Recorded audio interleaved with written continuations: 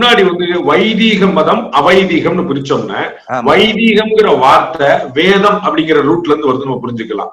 அப்ப இந்த மதத்துக்கு இந்த தத்துவத்துக்கு இந்தியாவில இன்னைக்கு நம்ம பார்க்கக்கூடிய இந்தியாவில இல்ல நீங்க சொல்லக்கூடிய இந்த அகண்ட இந்தியா, நேபாளம், இந்த ஆப்கானிஸ்தான், பாகிஸ்தான் இந்த மாதிரியான இடங்கள்லாம் சேர்ந்த ஒரு முன்னாடி இருந்த புராண கால இந்தியால வேதம் அப்படிங்கிறது தத்துவமா இருந்திருக்கு.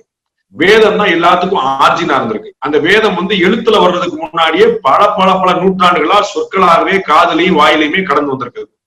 அந்த வேதம் எப்ப இருந்து வந்தது, எப்ப இருக்கிறது அப்படிங்கிறது அதை எங்கேயாவது கோட் பண்ணிருக்கிறாங்களா, பெரியவங்க எங்கேயாவது கோட் பண்ணிருக்காங்களா, இல்லாட்டி அதுவும் வந்து சனாதனம் மாதிரி அனாதி காலம் அப்படின்னு முடிச்சிட்டாங்க.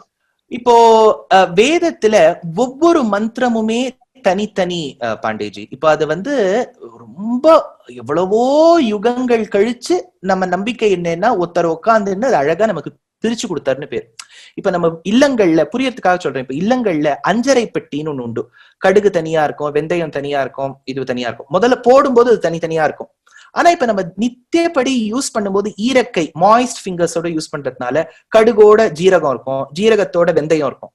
சோ அப்படி இருக்கும்போது ஏதேனும் ஒரு நாள் நமக்கு கொஞ்சம் பொறுமையோடு நமக்கு நேரம் கிடைச்சதுன்னா நம்ம எல்லாத்தையும் பிரிச்சு வைப்போம். அந்த கடுகு இதெல்லாம் பிரிக்கிறது ரொம்ப கஷ்டம், பிரிச்சு வைப்போம். அந்த மாதிரி மந்திரங்களும் சிலது ரிக்கு ரூபேன இருக்கும், ரிக்கா இருக்கும். ரிக்குங்கிறது ஒரு விதம், இன்னொன்னு யஜுஸா இருக்கும், இன்னொன்னு சாமமா இருக்கும்.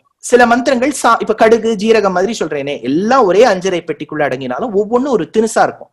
ஒரு காலகட்டம் வரைக்கும் வழக்க முறையில் வந்தது எல்லாமே கலந்துதான் இருந்தது.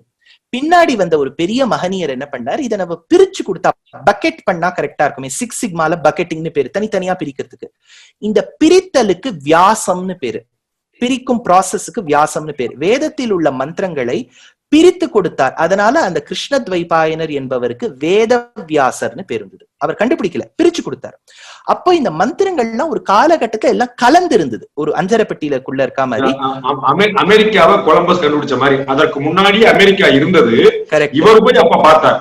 அந்த மாதிரி வேதம் ஏற்கனவே இருந்தது, வேதவியாசர் அதை பிரிச்சு கொடுத்தார். வேதவியாசர் உருவாக்குனது இல்ல வேதம், வேதத்தை பிரித்து கொடுத்தவர். அதை வந்து கம்பைல் பண்ணார், இல்லாட்டா இப்போ டிஸ்கவர்னு சொல்றதை விட கம்பைல் பண்ணார்னு சொல்றது தேவை.